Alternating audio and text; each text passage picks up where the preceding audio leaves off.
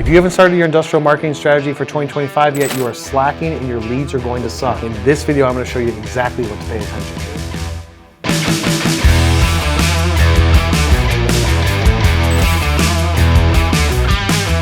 What's up, guys? I'm Kyle Milan. It's Tuesday. Fab Tech is over. So we're back in the studio for the normally scheduled program. That's like what people say, right? For those of you new to the content, I've got a YouTube channel, lots of videos on it, like almost 2,000 videos. All I talk about is industrial marketing and industrial sales. That's what we're about here at MFG Tribe. We just got back from spending a week in Florida for Fab Tech, 3-day show, spent a lot of money.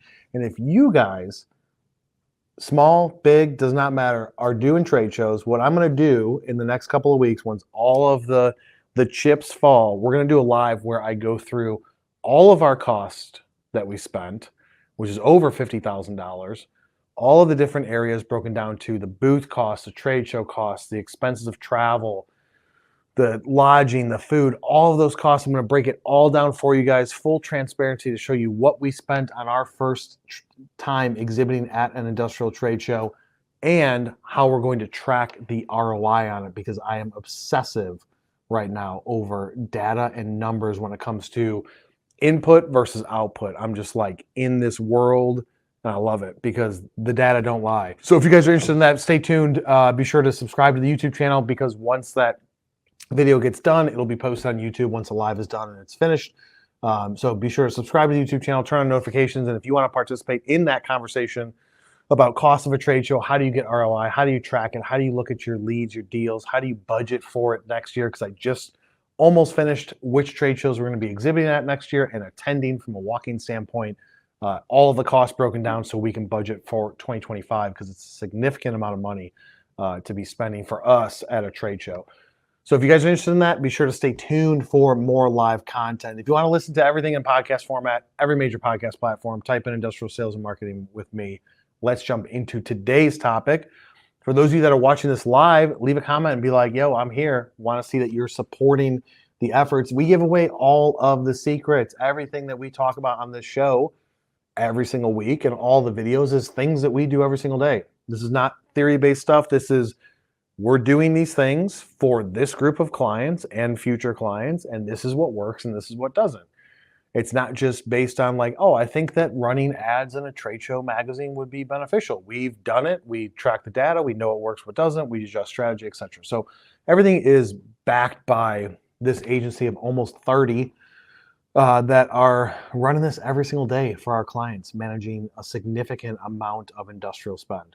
So today's topic, we're talking about 2025, the future of industrial marketing. And for those of you that follow my content, you're not going to be shocked by the things that I review today, but this is what these handful of things that I'm going to go through, this is what you need to focus on. This is what needs to be beaten into your brain and paid attention to for the next 12 months and probably for the next, I'd say, 3 years before we see any massive disruption in the market. Number one, what color, Laura? Brown, green, or black? Black. Let's go black. Number one, so this is going to be 2025. One of these days, Laura, I will get a board that is electronic. Number one is going to be tracking data. What do I mean by that? Some of you may know what I mean by that. Anybody that was at the MT Forecast event 2 weeks ago in Schaumburg, hosted by AMT, some of this may not come to a shock to you, because if you were there and you went to either the marketing workshop or the marketing strategy session that I had, which had about 95 people in it, this is going to feel familiar to you. Tracking data. Data has to support every single decision. I started that talk by saying that I think it's interesting. I had a group of 95 marketing people, CEOs, top salespeople.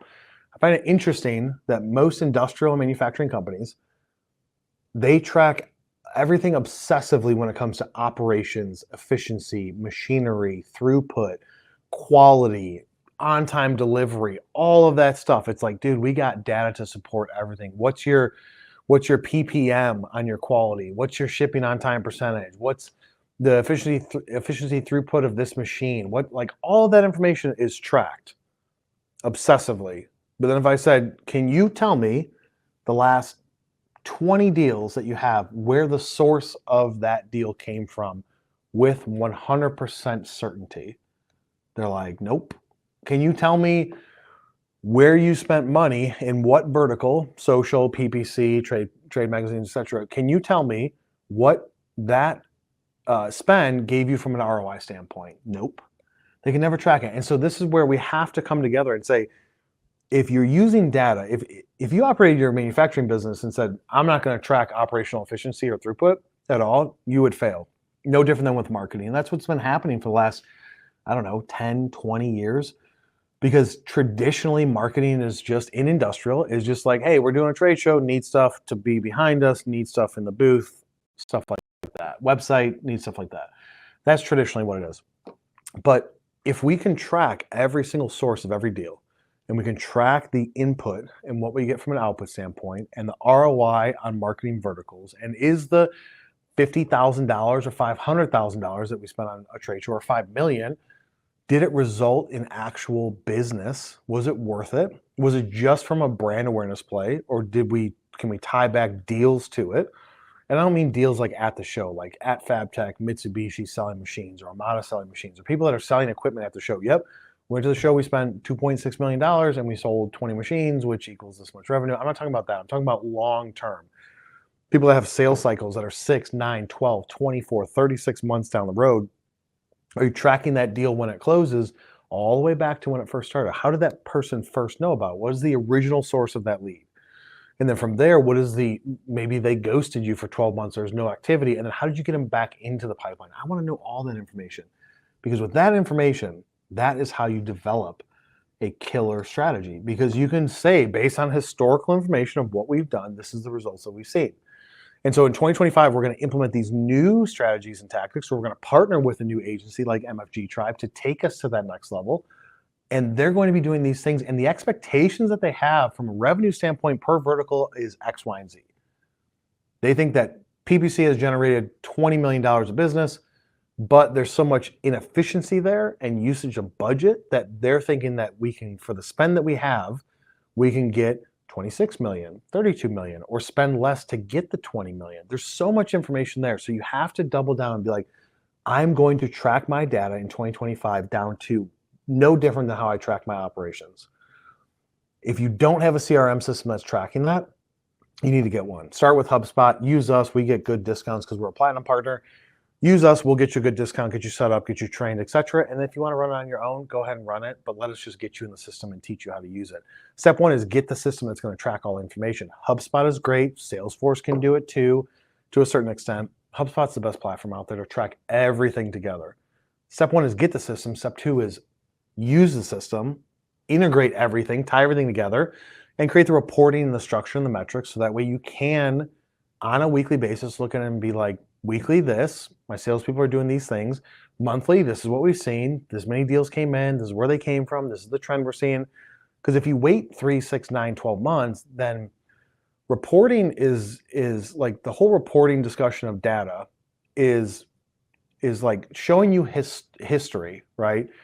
Things happened, and here's a report showing you what happened in the past. But you have to be somewhat predictive with it. And the only way you're going to get predictive is if you look at history and start to create trend lines, goals, budgets, etc. So I think that in 2025, one of the most important things, more important than what you're going to do with your budget, and I don't care if you have a budget of 10,000 or 10 million a year to spend on marketing, if you're not tracking the data, it all is going to mean nothing. Because at the end of that year, you can be like, dude, the strategy that we did, because Kyle said for us to focus on these areas, the strategy crushed it. We crushed it. But it's like, cool, you crushed it and you spent 200,000, 300,000, a million, 10,000, whatever it is, you crushed it with that. But could you have crushed it more or been more efficient? Well, you wouldn't know unless you track the data. Or what are you going to do in 2026? Let's just do the same thing as 2025. This is typically how industrial companies look at it. We've been doing this for so long. We've been going to that trade show for 20 years. We need to keep going.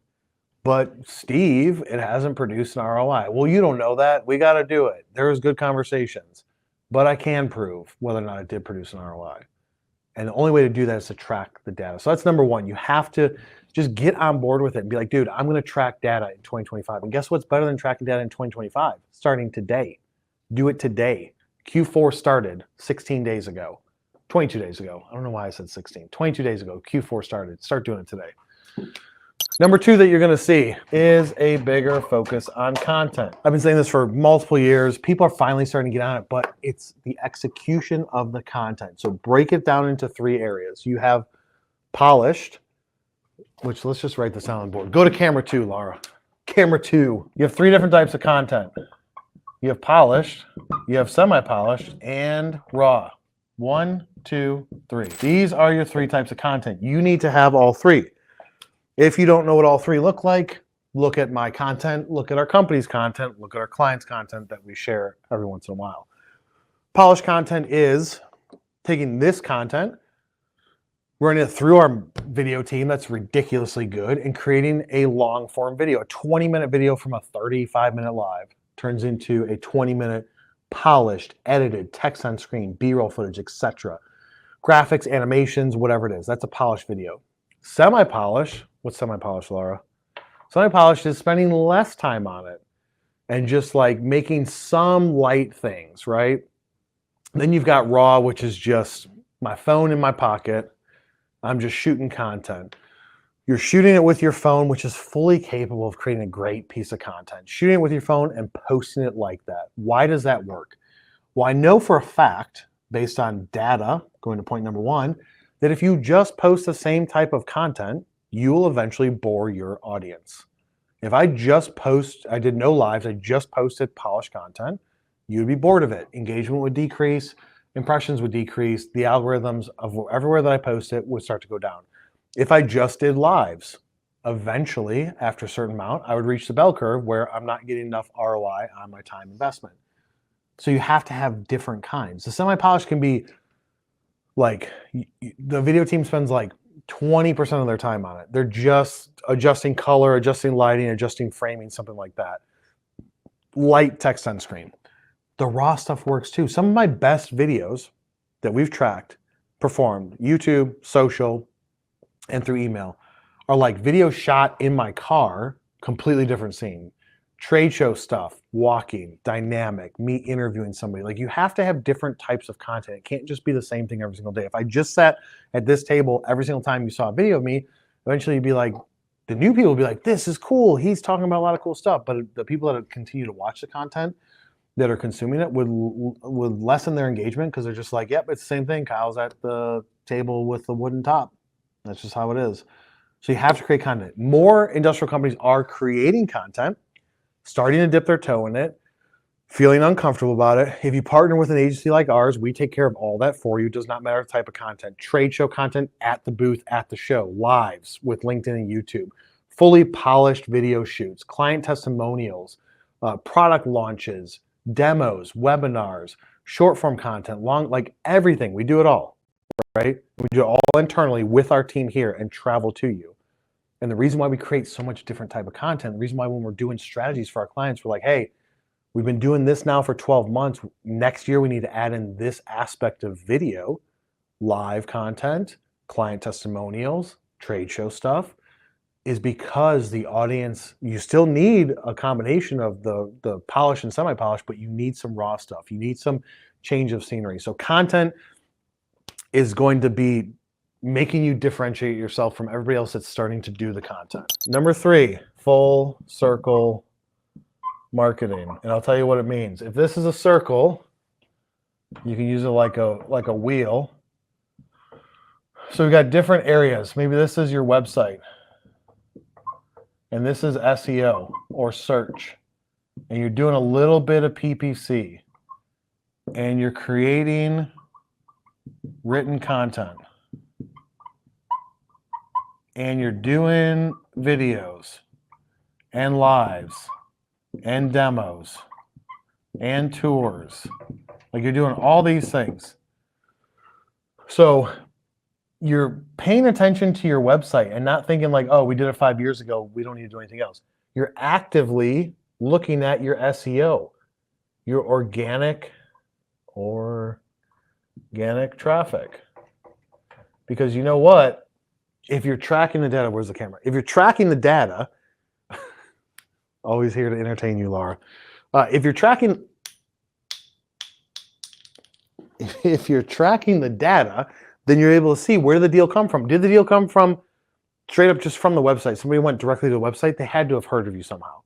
Did they do an organic search and it goes under SEO? Did you run a PPC campaign? And did you do geofencing? Oh my gosh, that was horrible. I'm going to call that a G. Geofencing.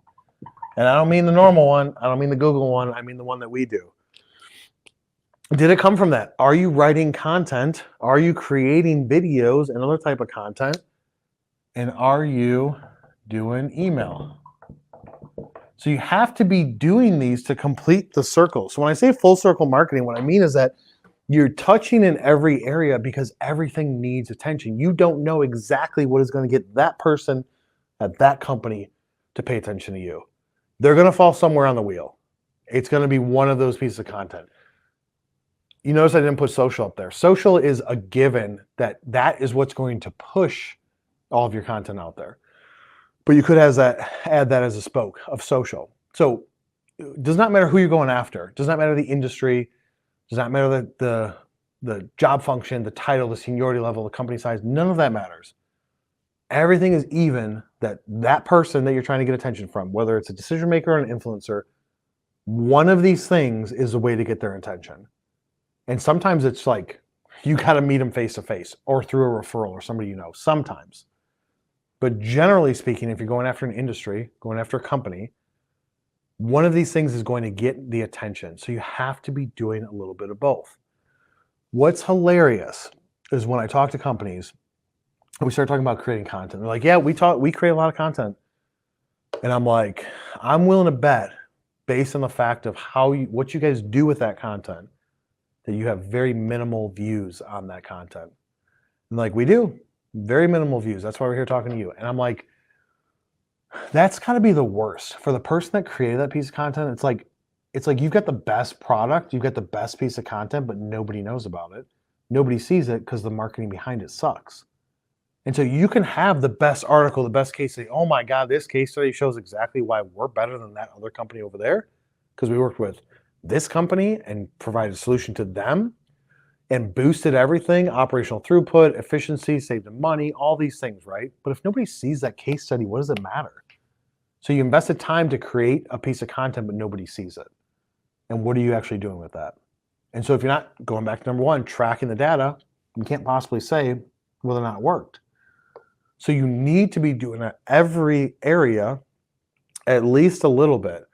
You do not have to be creating, do not have to yourselves create 3, 4, 5 articles per month. If you just said, hey, look, we got to put out some written content next year. We're going to do one piece per quarter. Cool. Videos, we're going to hire an agency like MFG Tribe because even though we can write all your content for you, maybe you want to do that internally because you have the engineers and you have the staff. But videos, you don't have the staff. So you're going to use us. And we're going to create a full spectrum of how many videos we're going to shoot, what are they going to be on, and the whole strategy.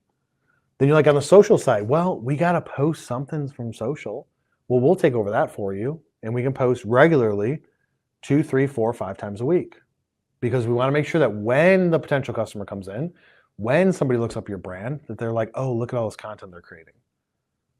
So it all comes together. Email marketing still is relevant. Are you going to get 38% open rate? Typically not. You could on sequences through HubSpot. We have the proof to show that. But even if you're getting 12 to 20% open rate, strategic open rate, and click-through rate and engagement, 3, 4, 5, 7, 8% engagement rate, that's good because you're going after the people that is how you can get their attention. Some people you can't get them on email, you got to call them. Most people you call them, you get voicemails. But you have to do this full circle. You have to look at everything.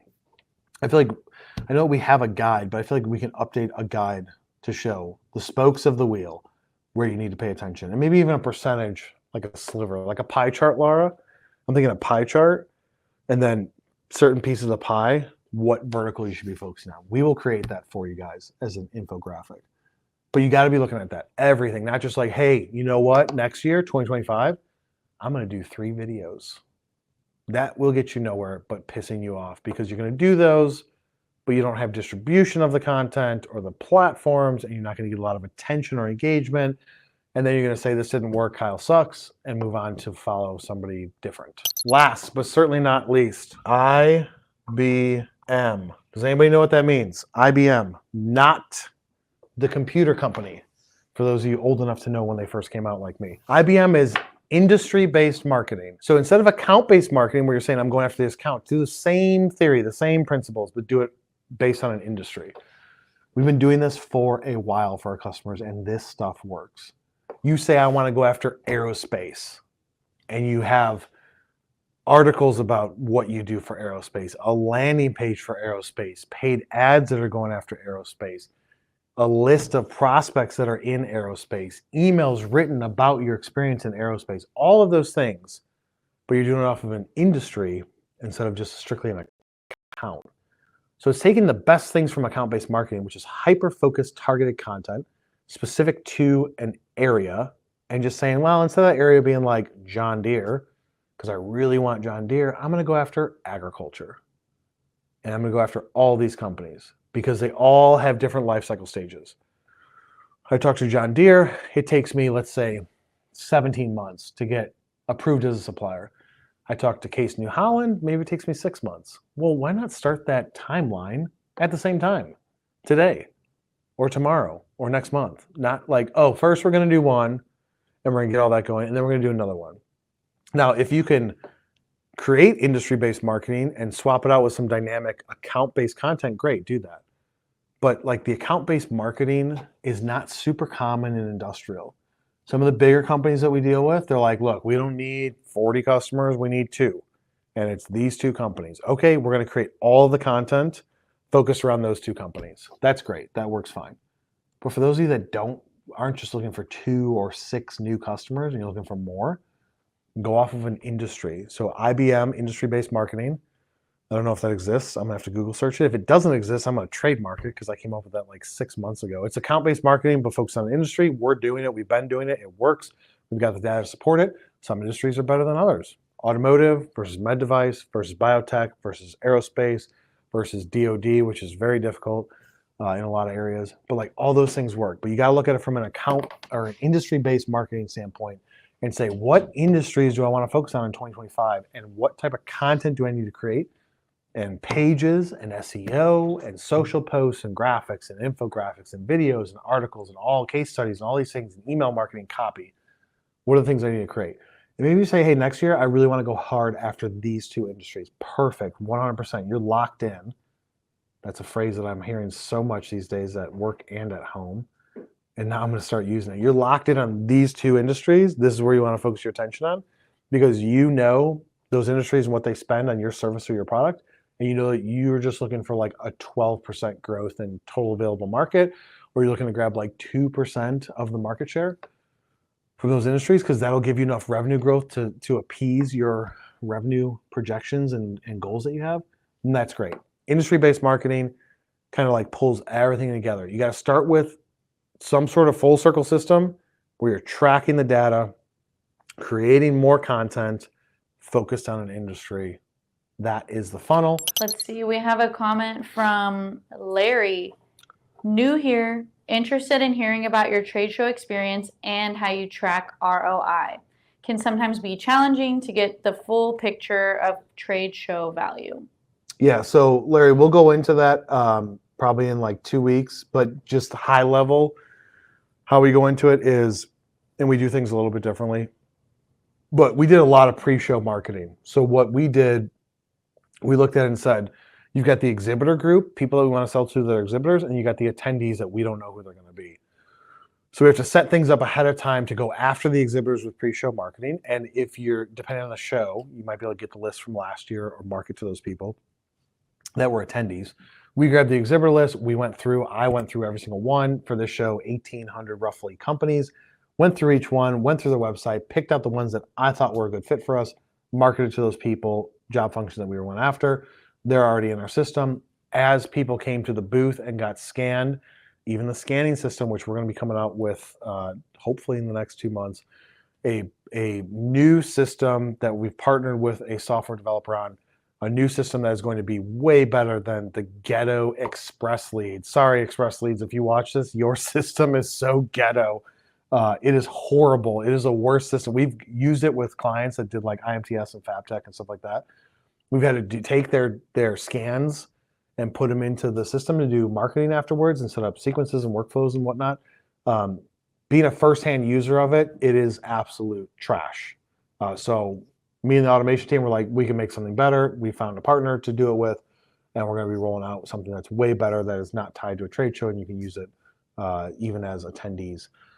But anyways, you take that data, has to go into the system, and it comes down to the custom fields and metrics that you're tracking in your system to be able to track that person all the way through the life cycle stages of, hey, is this a marketing qualified lead, sales qualified lead, tying it back to a show, an event, something like that with a custom field. So I can run a report at any point in time and say, hey, show me everyone that came from this trade show that we walked, how many of them turned into deals, what was the dollar amount for those deals to then track ROI. It's harder to track ROI on trade shows from a soft cost standpoint. Like if you want to get crazy detailed, which I'm not going to go down that path, but like everyone's time. So I took 12 people to the trade show. And if I said, hey, what is their time worth for those 5 days during the week, I can add that in as like, that's a soft cost expense. I'm looking at high level hard costs because it's just less fluff in it, because like, did this one person, was their time valuable? Like that's a different conversation with operations. Was this person going to the show based on what they did at the show valuable for their amount of output that they do and the responsibilities that they have? But tracking hard costs, what was the total cost of it? But then tracking the opportunities and the deals, not just from the first time. What usually ends up happening is you get 120 leads, 220 leads, whatever it is, scans at the booth. And then it's like, once sales has a conversation, it goes down the funnel and you get like 26. And then people usually just focus on those 26 people. And it's like, that's the deals we got from it. But everybody else could potentially still be a deal. And if you didn't stamp them in the beginning when they came into the system, you'll never know if they end up turning into a customer that can contribute to the ROI. So we'll go through that in a couple of weeks. I'll have a whole process. Let's see, we have a couple comments from Reading Dave. I'm trying to dream up types of content to keep our customers' privacy because our products are designed by our customers. Categories I have come up with are applications, example of properties, comparing results of processes, machines, boxes, ready to ship, expertise in the field, people that make it happen, and the business of production. Do you have any other suggestions along these lines? So Reading Dave turned into Research Dave first, and then Writing Dave, because I think that you've pretty much covered every single topic that I could think of off the top of my head. I think all of those are great, and I completely understand your situation where you can't disclose too much information because they help you develop the products.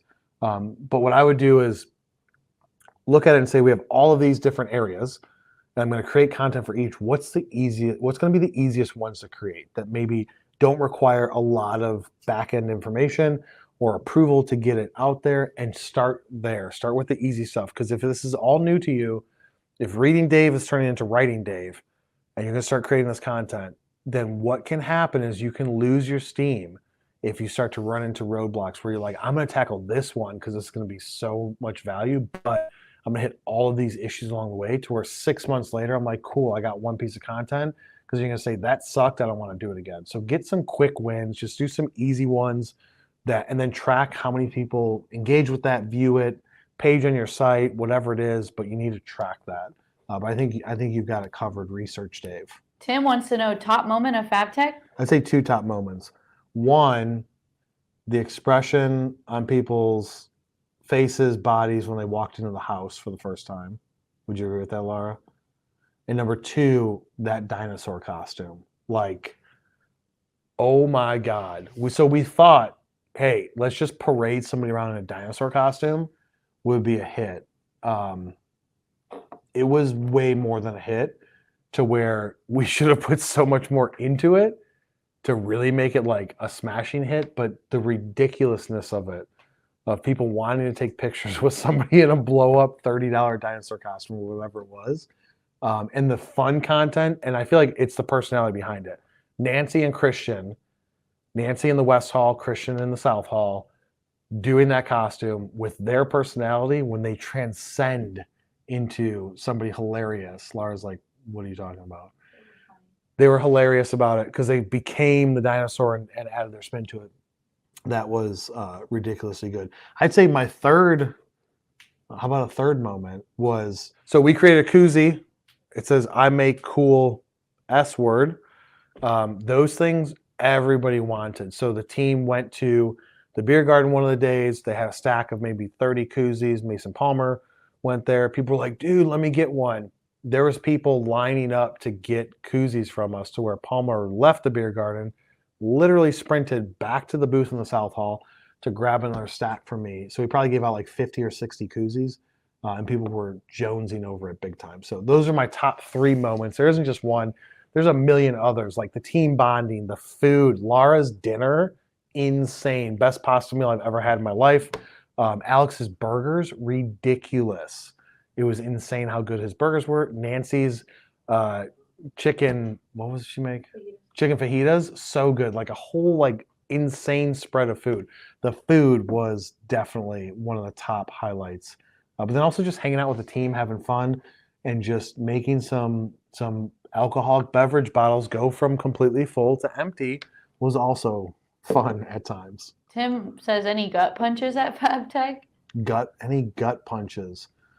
I don't think so. There was, no gut punches, no even like in the face punch. For some other companies, there were definitely some gut punches. Like people talking to us, giving other companies gut punches, and why they want to talk to us was entertaining. But no, I'd say that everything went as expected. It was a shit show at times, and it was very good at times. More times good than a shit show, I'd say. Overall, complete W. How about, maybe we should say the highlight was us leaving the show and somebody in the vehicle in the front seat saying, hey, we should take a cone. How about that? And then we took said cone and brought that cone, because it was a street cone, back to the house. That was probably, what would you call it? Not the funniest, but the most ridiculous moment. I would say putting all those people together for 5 days just made for a lot of shenanigans. That's how I would summarize that. Yep, there were shenanigans. Tim also wants to know, any tips on marketing to potential employees? It seems to be as important as marketing to customers. Yeah, so marketing to employees, funny you say that, but I did a whole speech on it at the PMA's Lone Star golf outing in April. And I want to take that presentation that I did and give it as a live or do it in a video. But yes, you have to make yourself, your core values, your company, your vibe, your culture, what you stand for, mission, vision, all of that stuff, stand out amongst everybody else to make sure you're attracting the right people, and make sure that you're getting the right attention and that your company is being, shed in the right light. So if you guys in your situation where there's it's an employer's market in some areas and some fields. Like I feel like right now, people that we're trying to add to our team, specific positions, it's an employer's market. We post something out there and we get 20, 40, 60 responses within like a week. On the flip side of it, and qualified responses, not just like people like, oh, I could do that. On the flip side of it, manufacturers are like, I want a welder, a machinist, this and that. I feel like it's still more of an employee market because there's a lot of companies looking for it, not enough people there to fill it. So you gotta, why should somebody come work for you over anybody else? What makes you different? And you have to push that out there as hard as possible and show that culture and that vibe. The best way to do it is with videos, but you can also do it with words and images.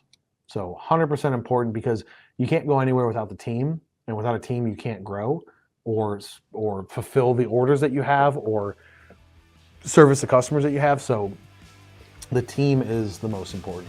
Be sure to hit the subscribe button below, turn on notifications, follow me on LinkedIn. If you want to listen to this in podcast format, every major podcast platform has industrial sales and marketing with me. And be sure to tell a friend if you got any value out of this.